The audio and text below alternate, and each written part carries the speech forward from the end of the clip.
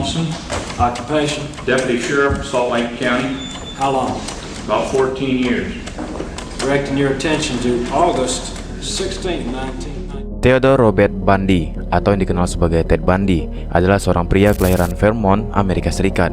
Bundy yang lahir pada tahun 1946 harus tewas dihukum mati menggunakan kursi listrik pada tahun 1989 atas perbuatannya yang telah membunuh 30 wanita muda dengan cara yang amat keji. Pada 8 November 1974, Carol Darrons melaporkan upaya percobaan pemerkosaan dan penyekapan kepada pihak berwenang. Laporan tersebut menggambarkan bagaimana peristiwa ini berlangsung dengan cepat. Carol awalnya hanya berniat untuk berbelanja di pusat perbelanjaan di Murray, Utah. Namun, tiba-tiba seorang pria berwajah tampan yang mengaku sebagai polisi mendekatinya. Dengan dalih mobilnya telah dicuri. Pria tersebut berhasil meyakinkan Darrons untuk masuk ke mobilnya dengan alasan akan membawanya ke kantor polisi. Tetapi, saat berada di dalam mobil, pria tersebut mencoba memborgol Darrons. Meskipun dia berhasil memborgol satu tangan, Darrons berjuang melawan dan berhasil melarikan diri dari mobil tersebut. Kemudian ia berlari ke jalan raya dan menghentikan sebuah mobil yang lewat. Pengemudi mobil tersebut kemudian membawanya ke kantor polisi terdekat, di mana akhirnya dia melaporkan insiden yang ia alami. Setelah insiden itu, berminggu-minggu hingga berbulan-bulan berlalu tanpa ada kejelasan dari pihak berwenang dan mengidentifikasi pelaku yang mencoba memperkosa Darrons. Pada 16 Agustus 1975, sebuah patroli polisi menghentikan pengendara Volkswagen Beetle yang dianggap mencurigakan. Pengemudi itu yang menolak berhenti akhirnya teridentifikasi sebagai Theodore Robert Bundy. Namun, identitas Bundy hanyalah awal dari kengerian yang terungkap. Di dalam kendaraannya, polisi menemukan peralatan yang memicu kecurigaan lebih besar: linggis, borgol, tali, dan topeng ski. Barang-barang ini menjadi bukti pertama dari teror yang telah ia lakukan selama ini. Karena temuan ini, polisi mulai menyelidiki lebih lanjut tentang Bundy. Mereka menemukan bahwa mobilnya cocok dengan deskripsi kendaraan yang terlihat di dekat lokasi beberapa penculikan. Bundy juga cocok dengan deskripsi fisik yang diberikan oleh beberapa saksi mata. Darrons kemudian secara positif mengidentifikasi Bundy sebagai penyerangnya setelah peristiwa yang terjadi setahun yang lalu. Bundy ternyata bukanlah laki-laki sembarangan. Ia terregister sebagai seorang mahasiswa hukum dan psikologi yang juga sempat berkecimpung di dunia politik. Bundy terlahir dengan wajah yang sangat menawan dan karismatik.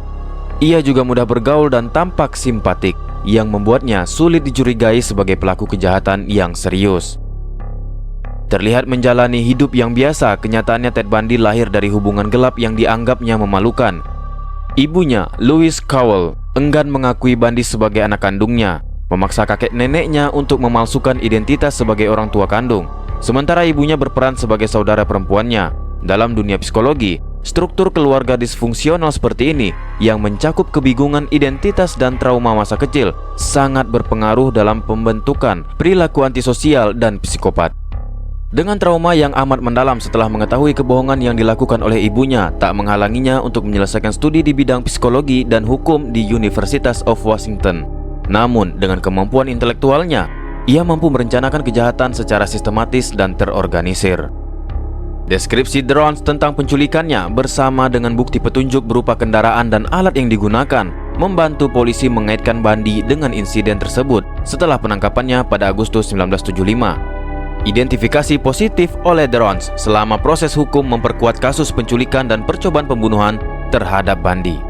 Akan tetapi pada tahun 1976 dia diadili pengadilan 7 District Court of Utah di Salt Lake City atas penculikan dan percobaan pembunuhan terhadap Carol Darrons. Kemudian ia dijatuhkan hukuman selama 1 hingga 15 tahun di Utah State Prison.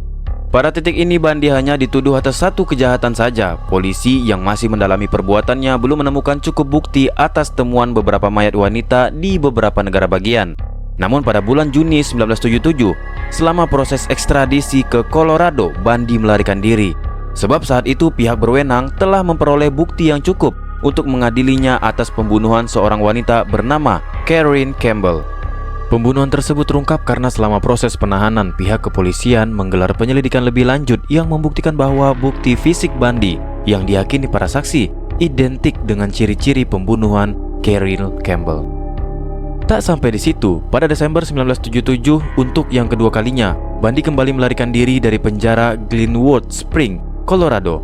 Dan dalam pelarian kedua ini, Bundy menuju ke Florida.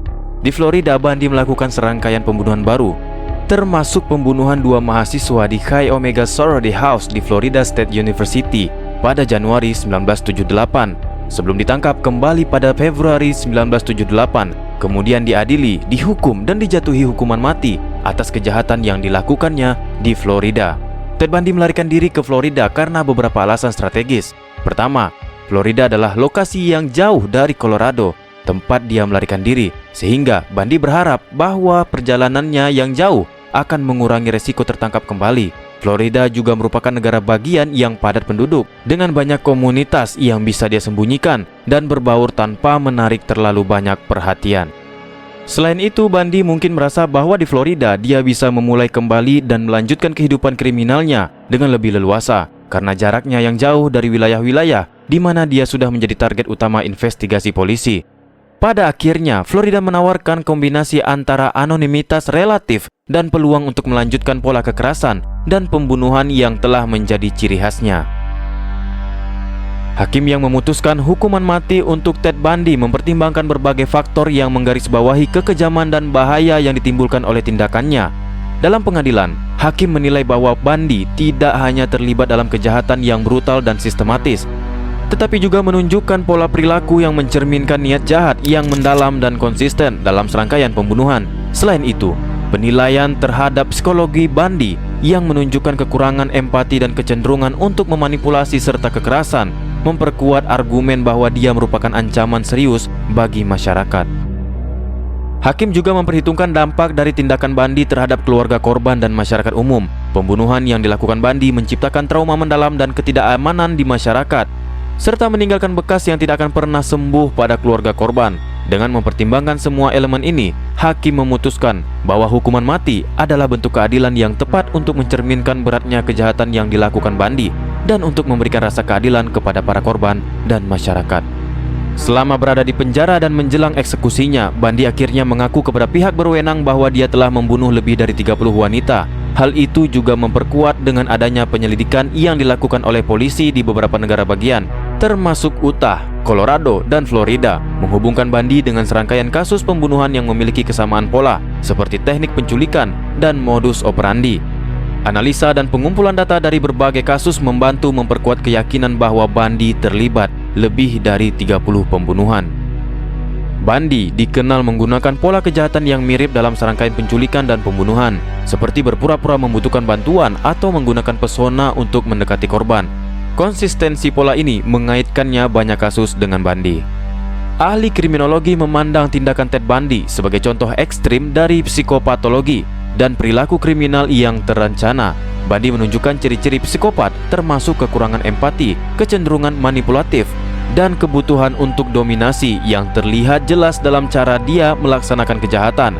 Modus operandi Bundy yang melibatkan pendekatan korban dengan pesona tipu daya, diikuti dengan kekerasan ekstrim, menunjukkan kemampuannya untuk merencanakan dan mengeksekusi pembunuhan dengan cara yang sistematis dan penuh perhitungan.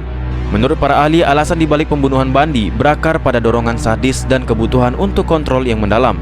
Bundy menggabungkan dorongan seksual dengan kepuasan psikologi dari dominasi dan penderitaan korban, yang merupakan manifestasi dari disfungsi psikologi dan kebutuhan untuk mengendalikan dan merendahkan orang lain. Motivasi Bundy juga sering dikaitkan dengan pengalaman masa lalu dan trauma pribadi yang membentuk kepribadian antisosialnya, serta keinginannya untuk memperoleh kekuasaan dan perhatian melalui tindakan kekerasan ekstrim.